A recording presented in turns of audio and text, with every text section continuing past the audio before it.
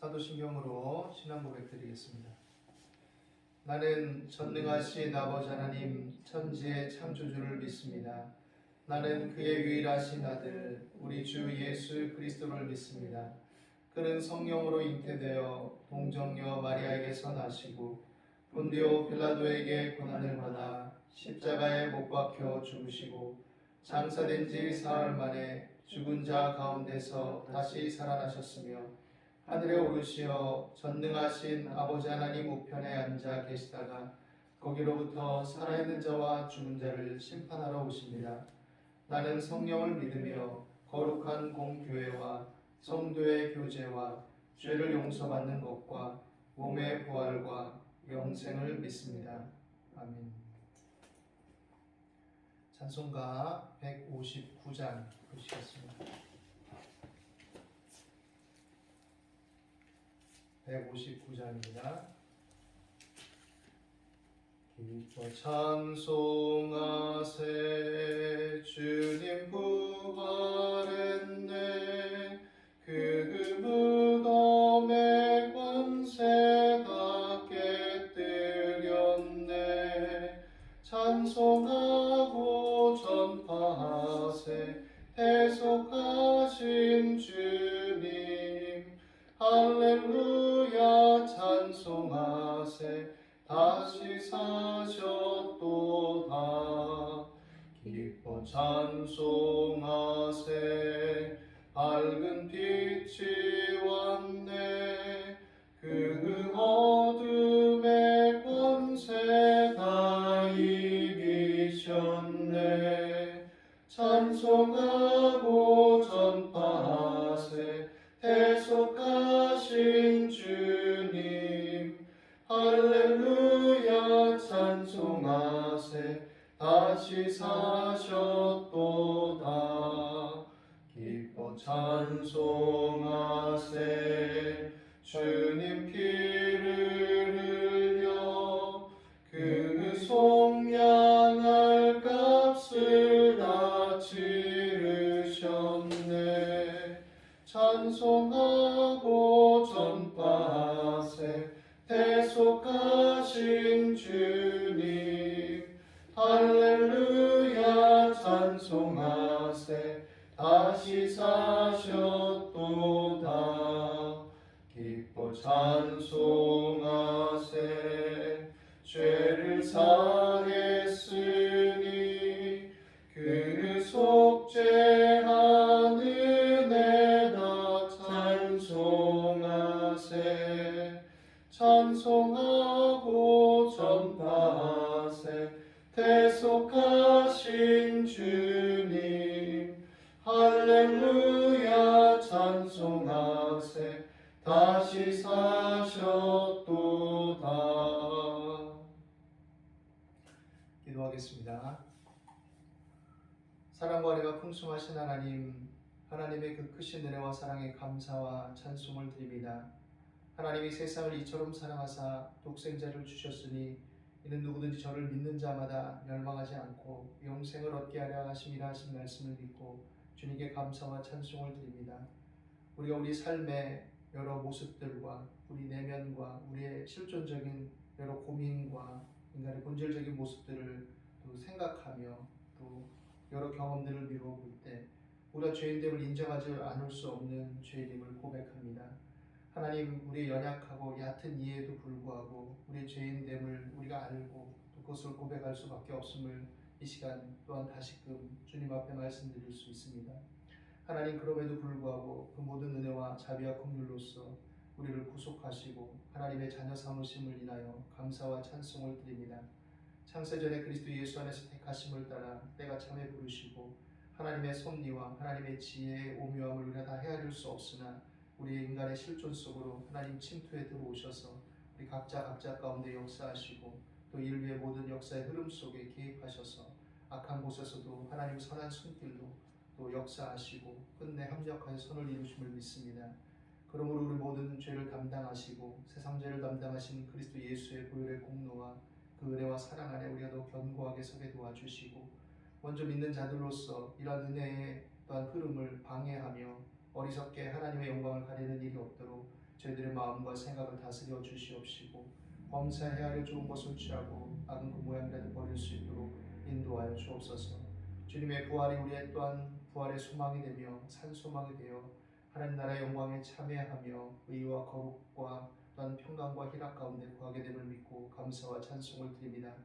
그리스도 예수 안에서 성령의 확증과 그 산소망으로 말미암아 오늘도 우리가 주를 찬양하며 믿음으로 나아가오니 저희들의 생각과 감정과 행동과 일상을 다스려 주시옵시고 또한 이 어려운 시기를 잘 감당하며 극복하며 날마다 주님과 동행하는 삶이 되게 부정함이 없도록 인도하여 주옵소서.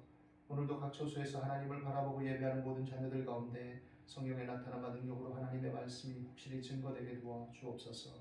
감사와 찬송을 드립니다. 예수 그리스도 이름으로 기도드립니다. 아멘. 하나님 말씀 보시겠습니다. 요한복음 1장 14절에서 18절 말씀입니다. 신약성경 142페이지 요한복음 1장 14절에서 18절 말씀 같이 읽겠습니다. 말씀이 육신이 되어 우리 가운데 거하시매 우리가 그의 영광을 보니 아버지의 독생자의 영광이요 은혜와 진리가 충만하더라.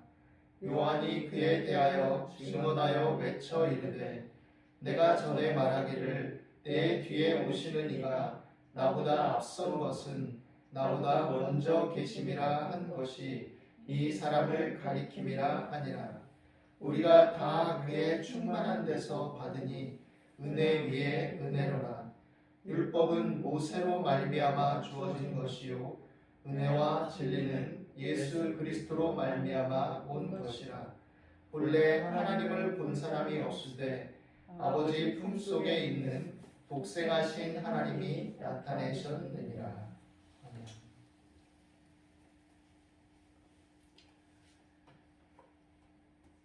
은혜라는 것은 우리의 삶을 일반적으로 윤택하게 하고 또 모든 인간 사이의 관계성을 편안하고 복되고 또 가치 있게 만들어주는 것이다라고 할 수 있을 것입니다.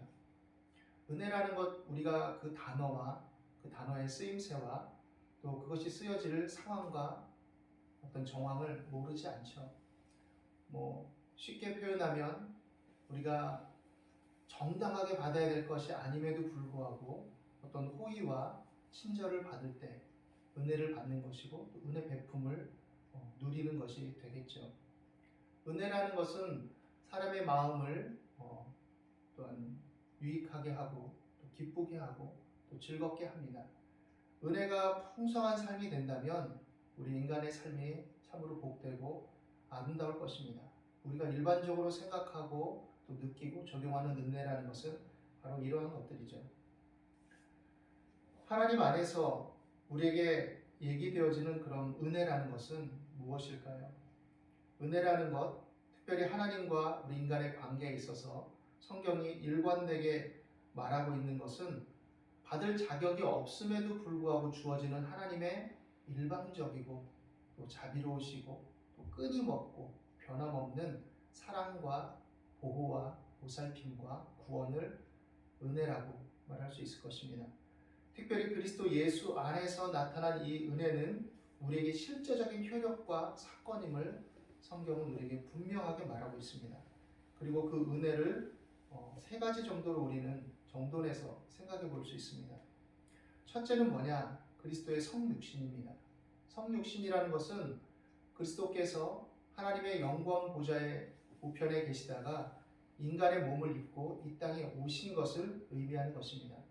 그리스도께서 하나님의 보좌 우편에 계셨다, 하나님과 함께 하셨다 라는 것을 우리의 존재 방식과 이해 속에서는 다 헤아릴 수 없습니다. 성경에서 그것을 문자적으로 표현하고 있지만 그 문자 안에는 그 존재 방식을 다 담을 수 없음으로 말미암아 우리가 이해할 수 있는 차원에서의 표현으로 어떻게 보면 그 한계가 지워져 있다라고 말할 수밖에 없을 것입니다. 여간 하나님의 영광 보좌에 함께 하시고 성삼위일체 하나님으로서 그 친히 하나님이셨던 성자 예수님께서 육신이 되어 우리 가운데 오신 것, 이것이 바로 은혜입니다. 그리스도의 성육신. 빌립보서에는 뭐라고 말하느냐? 그는 근본 하나님의 본체시라고 말합니다. 그러나 하나님과 동등됨을 취할 것으로 여기지 아니하시고 종의 형체를 가져 사람들과 같이 되셨고 죽기까지 복종하셨다라고 말합니다. 그러면 그리스도께서, 예수께서 왜 육신을 입고 이 땅에 오실 수밖에 없었을까요? 그것이 왜 우리에게 은혜가 될까요? 우리의 죄를 대속하시기 위해 우리 인간의 몸을 입고 우리와 동등됨을 또한 스스로, 하나님과 동등하신 분이 인간과 동등됨을 스스로 취하시고 낮고 천한 인간의 모습으로 오셨기 때문입니다. 그리고 죄 없으신 그분께서 우리의 모든 죄와 저주와 질고를 친히 인간으로 오셔서 인간을 대표해서 담당하셨기 때문에 그 성육신을 은혜라고 말할 수가 있는 것이죠. 두 번째로는 대속의 구원입니다. 성육신의 그 의미에 담겨 있듯이 성육신하신 예수님께서는 우리를 위해서 자신을 대속의 제물로 내어주셨습니다. 요한복음 3장 16절은 이것이 사랑에서 비롯됐다고 말합니다. 하나님이 세상을 이처럼 사랑하사 독생자를 주셨으니 이는 누구든지 저를 믿는 자마다 멸망하지 않고 영생을 얻게 하려 하십니다 라고 말하고 있습니다. 로마서 8장 이하에는 그러므로 이제 그리스도 예수 안에 있는 자에게는 결코 정죄함이 없나니 이는 그리스도 예수 안에 있는 생명의 성령의 법이 죄와 사망의 법에서 너를 구속하였습니다 라고 말합니다. 율법이 육신으로 말미암아 연약하여 할 수 없는 그것을 하나님은 하신다고 말합니다. 율법은 그 자체로 의롭고 바른 것일 수 있지만 그러나 우리 육신을 가진 인간이, 우리 육신의 죄성이 그 연약함을 인해서 완전히 그 율법에 부합되지 못함을 인해서 하나님이 그 육신의 죄를 정하시고 그리스도 예수께서 그 육신의 죄를 정하심을 따라서 우리 죄를 그 육신으로 담당하시고 또한 그 죽음으로 말미암아 우리를 대속하시고 이제 그리스도께서 또한 거듭남의 은혜를 우리 가운데 부어주셔서 그 안에 성령의 연합과 더불어 육신을 쫓지 않고 그 영을 쫓아 행하는 우리에게 율법의 요구를 이루어지게 하심이라고 말합니다. 예수 그리스도 안에 있는 믿음이 우리 죄에 대한 회개와 또 구원에 대한 믿음이 우리 죄를 없이 하시는 바가 되고 또 우리를 값없이 의롭다 하시는 바가 되고 그 은혜로 우리의 죄와 허물을 덮어주시고 믿음으로 말미암아 하나님의 자녀가 되는 권세를 주시는 것이죠. 그리고 그것이 실제적인 효력과 사건이 되어서 우리 안에 성령으로 말미암아 거듭난 새 본성을 창조하여 주시고 하나님의 자녀로서 하나님을 믿고 알고 따르게 되는 것입니다. 어린아이가 태어났을 때 어린아이의 자각 속에 자연적인 어떤 인식 속에 부모를 알아가고 습득하며 성장해 가듯이 성령으로 거듭난 하나님의 자녀가 된 사람들도 내가 의도하고 노력한 것이 아닌 것처럼 느껴질 때가 있지만 하나님의 은혜가 내 안에 역사하고 발흥하고 일어나서 하나님을 찾게 되고 추구하게 되고 하나님을 믿고 의지하게 되는 것이죠. 그 은혜 안에서 우리는 살아가는 것입니다. 이러한 역사는 그리스도께서 우리 죄를 대속하셨기 때문에 일어난 것이다 라고 말하고 있습니다. 이스라엘 백성들은 구약의 희생 제사를 통해 죄에 대해서 직면하는 일종의 어떤 사회적 또 개인적 습성과 관습을 체득해 나갔습니다. 그리고 그 속에서 이제 하나님의 자녀됨이 무엇인지를 배워나가게 됩니다. 하나님께서 모세를 통해서 선지자들을 통해서 주신 율법과 그 율법의 의미와 가치들을 계속해서 교육받고 상기받고 있지만 또한 그들의 제사 제도와 의식을 통해서 죄가 어떤 것이며 또 죄가 어떤 결과를 가져오는지를 그들은 알아야 했습니다. 구약의 희생제사는 그 희생제사를 드리는 것 그 자체가 하나님을 향한 순종이긴 했지만 그러나 그 안에 내용과 의미를 상실해버리면 그 자체만으로는 온전한 순종과 하나님의 뜻에 이룰 수 없었습니다. 왜냐하면 제사를 드리는 그 자체만이 중요한 것이 아니라 그 안에 담긴 의미를 하나님은 알기를 원하셨던 것입니다. 사실 하나님께 드리는 제사, 거룩한 제사, 하나님이 거룩한 제사와 마음으로부터의 제사를 기뻐하신다라고 말하고 있는데 그럼에도 불구하고 제사의 현장은 사실 굉장히 처참하고 어떻게 보면 슬프고 어떻게 보면 비극적인 겁니다. 왜냐하면 죄를 전가받은 그 희생 제물되는 짐승의 피가 낭자하게 되고 짐승의 울부짖는 소리가 들리는 현장이고 그 짐승을 각을 떠서 불에 태우는 현장이고 또 이것은 그렇기 때문에 고상하고 세련된 것과는 상관이 없는 현장입니다. 그 제물을 가져온 자가 자신의 죄를 그 제물에 전가한 이후에 그 손으로 친히 그 짐승을 잡아야 했습니다. 피가 낭자하고 또 도망치고 또 짐승이 죽는 현장에 배설물이 또한 곳곳에 떨어져 있고 이것이 어떻게 세련되고 오늘날 시각으로 본다면 품이 있고 교양 있는 현장이라고 할 수 있겠습니까? 그러나 하나님은 그것을 통해서 그들로 하여금 죄의 처참함과 고통스러움과 괴로움을 보게 하신 것입니다. 그런데 그들의 마음이 무뎌졌죠. 선지자들은 이것을 계속해서 지적했죠. 너희들이 엄청난 재물을 바치고 그렇게 해도 너희들이 삶 속에서 모세를 통해 주신 율법과 그 율법의 의미와 정신을 상실한 삶이 된다면 어찌 하나님이 받으신 제사가 되겠냐. 그래서 선지자를 통해서 차라리 제사를 드리지 말라. 기도도 하지 말아라. 차라리 똑바로나 살아라. 말씀대로나 살아라. 고아와 과부를 학대하고 압제하고 임금을 제때 주지 않아서 임금을 줄 수 있는 여력이 되는데도 안 준 것이죠.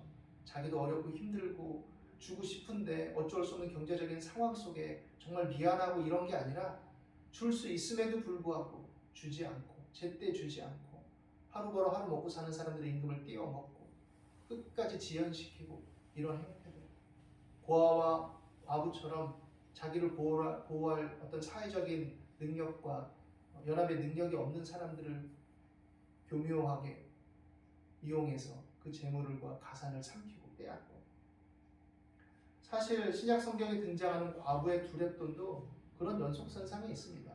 부자들이 많이 원복에 넣고 가난한 과부가 와서 두렙돈을 넣었을 때 예수님은 이 가난한 과부가 모든 사람보다 가장 많이 넣었다라고 그 마음의 진정성과 또 하나님을 향한 마음을 받아주시고 칭찬을 해주셨지만, 그러나 전체 맥락 속에서는 그러한 과부의 가산마저도 삼켜버리는 성전 중심주의와 제사장들과 바리새인들의 욕망과 탐욕과 위선에 대해서 질타하신 겁니다. 본질적으로. 예수 그리스도의 십자가는 그러한 그들의 계속된 죄의 귀결입니다. 그들이 그럼에도 불구하고 돌이키지 않고 형식주의와 제사 제일주의와 또는 성전주의에 빠져서 그것이 하나님을 섬기는 예라고 착각하고 있는 그들의 마음을 하나님이 심판하신 것이죠. 그리고 친히 그 모든 죄를 예수 그리스도께서 담당케 하심으로써 이제 누구든지 예수 그리스도 안에서 참 마음과 온전한 믿음으로 하나님의 말씀을 따라 살아갈 때 그것이 진정한 제사의 참 예배라는 것을 그 대속의 은혜를 통해서, 대속의 구원을 통해서 새로운 이스라엘 백성들, 참된 백성들을 다시금 불러 모으시면서 그렇게 말씀하신 것입니다. 예수 그리스도의 십자가의 대속의 은혜가 이것을 이룬 것이고 영원히 단번에 우리에게 은혜로 이루어진 것이죠. 성육신과 대속의 구원, 그리고 나아가 이제 부활이 하나님의 놀라운 은혜를 나타내는 것입니다. 부활은 이 세상이 전부가 아님을 우리에게 말해줍니다. 우리는 육신을 입고 있고 우리의 정신을 사용해서 이 땅을 살아가지만, 그러나 이 정신은 물리적이고 기능적이고 기계적인 것에 그치는 것이 아님을 말합니다. 근본적으로 이 정신적 기능을 할 수 있는 그 근원에는 우리 인간의 존재성이 영혼에 있음을 성경은 우리에게 일깨워주고 있습니다.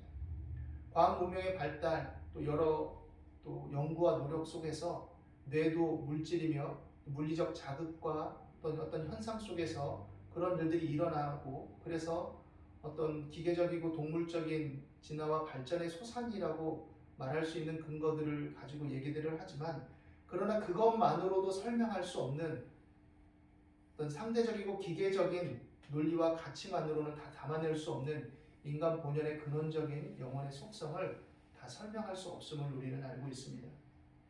인간의 존재의 본질은 하나님이 창조하신 그 영혼에 있습니다. 그리고 부활은 이 영혼의 가치와 중요함을 말합니다. 인간의 본질에 대해서 말합니다. 그래서 누구든지 예수 그리스도를 믿고 하나님의 자녀로서 구원받아 하나님의 백성이 된 사람들은 부활의 영광에 참여할 것임을 말하고 있습니다. 예수 그리스도께서 사망 권세를 깨뜨리시고 부활하셔서 하나님의 자녀로서 또 우리들을 부르듯이 그리스도 예수 안에 있는 모든 사람은 부활의 영이신 성령으로 말미암아 거듭나 하나님의 자녀가 되고 부활의 영광에 믿음 안에서 참여하게 되는 것입니다. 니고데모가 예수님께 찾아왔을 때 그래서 예수님은 이렇게 말하죠. 위에서부터 난 것은 바람이 임의로 불며 어디서 와서 어디로 가는지 알지 못하는 것처럼 또한 하나님의 신비에 속해 있고 그 존재됨으로써 증명이 된다라고 말하고 있는 것이죠. 그러한 은혜 안에서 우리는 하나님의 자녀로 부름을 받았습니다. 이 은혜는 충만한 은혜라고 말합니다. 예수 그리스도가 가지고 계신 그 충만함 속에서 우리에게 늘 흘러나오며 결탄코 끊어지지 않는 하나님의 돌보심과 붙드심과 구원을 말하고 있습니다. 그러므로 우리가 그 충만한 데서 받기 때문에 이것을 끊을 자가 없음을 또한 성경은 여러 곳에서 말하고 있습니다. 우리가 다 그의 충만한 데서 받으니 은혜 위에 은혜로라 라고 말하고 있는 것이죠. 그리고 그것을 또한 증언하는 자들로 우리는 부름을 받았다라고 말합니다. 부활하신 주님께서 부활의 영광에 참여하는 이 땅에 우리에게 주신 은혜는 성령 안에서 항상 지속적으로 우리 안에 머물러 있습니다. 그리고 예수님은 요한복음 15장에 또한 포도나무와 가지의 비유를 통해 예수님께 붙어있는 자들, 가지가 그 나무에 본질적으로 붙어있는 자들은 열매를 맺으며 결실할 것이요 또한 궁극적으로는 구원과 부활의 영광에 참여하게 될 것을 말하고 있습니다. 그렇기 때문에 그 자녀됨의 일환으로서 그리스도 안에서 사는 자들로서 그에 합당한 열매를 맺으라라고 우리에게 요구하고 말씀하고 있는 것이죠. 그러한 열매는 은혜와 진리를 따라 살아가는 삶인 것입니다.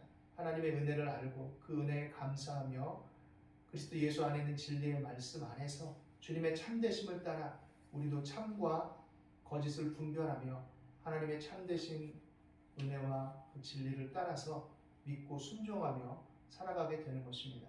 그리고 그렇게 살아가는 삶 속에 하나님은 우리를 붙들어 주시고 함께 하시고 결단코 우리를 버리지 않으실 것임을 말씀하고 있습니다. 로마서 8장에서 바울이 얘기했듯이 사망이나 환난이나 기근이나 핍박이나 위험이나 적신이나 칼이나 현재 일이나 장래 일이나 능력이나 높음이나 높음이나 다른 아무 피조물이라도 우리를 우리 주 그리스도 예수 안에 있는 하나님의 사랑에서 끊을 수 없다라고 말씀하고 있는 것이죠. 하늘 영광을 버리고 이 땅에 육신이 되어 오신 그리스도 예수께서 우리 모든 죄와 저주와 질고를 담당하신 것은 형식주의, 위선, 또 종교를 표방하지만 자기의 탐욕을 합리화하는 그런 삶을 버릴 것을 요구하는 사건입니다. 그 은혜 안에서 우리를 부르셨고 하나님의 자녀로서의 참됨을 우리에게 요구하시는 사건이며 하나님의 자녀들로서 하나님의 은혜가 어떻게 나타난지를 명백하게 보여준 놀라운 사랑의 사건입니다.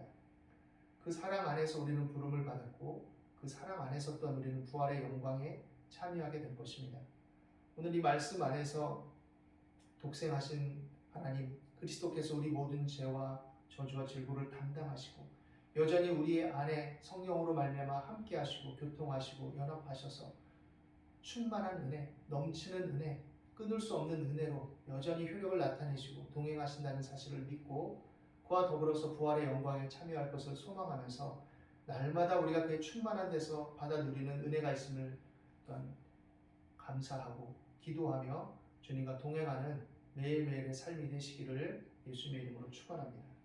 기도하겠습니다. 하나님, 오늘도 우리 가운데 함께 하심을 감사합니다.